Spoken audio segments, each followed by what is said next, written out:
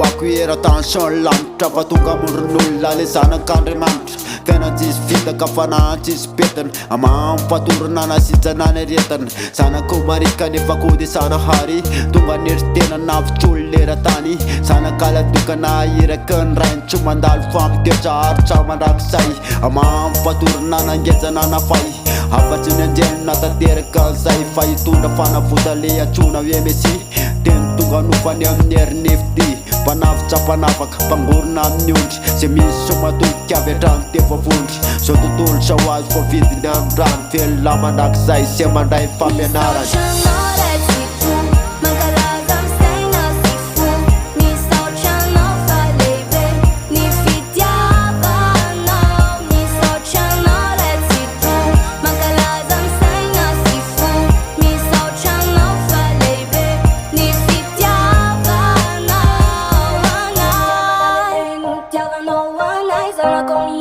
Tolchorirai tsinsano fahotana zay vitany, midera sy mitsoka ny anaranao rira. Andriamanitra lehibe misaotra anao fitiavanao, amin'ny fo feno hery mitera makalazanao. Fa nateraka ho nofo le sorom-panafotana, ho foananay aretim-po ary motana. Fazafana no mandraka, satana tsy masaka, tsy mahazo laka. Nisokany oetiny zay mazefatra, ho tonga valisoa, fandrakana tokana tsy mana-paharoa. Fa izy le nandray, natary anao naratsy, tsy mana-pahavala, tsy mba manandrafy, fa fonina piraty. Le fahenjenao aminy, ny fiainanao mizotra, mandeha tsara sy milamina. Vavako mitery, ny foko no manaja, misaotranao ny hery, mitera makalaza. Le voninahitso lehibe, tsy tena manandanjy, fa zavatsa lehibe, tsy mba refy laza.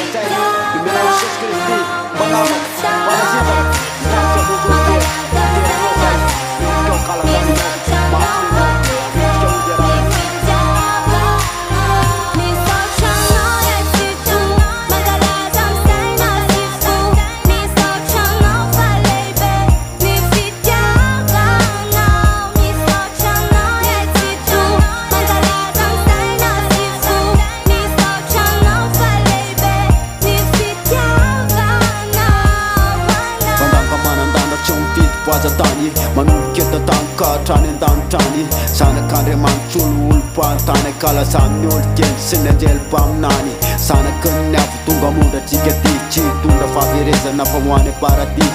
Ka tsy hainy tsy hitera, hivaly sy akalaza, fa melom-boninahitra izy le magaga.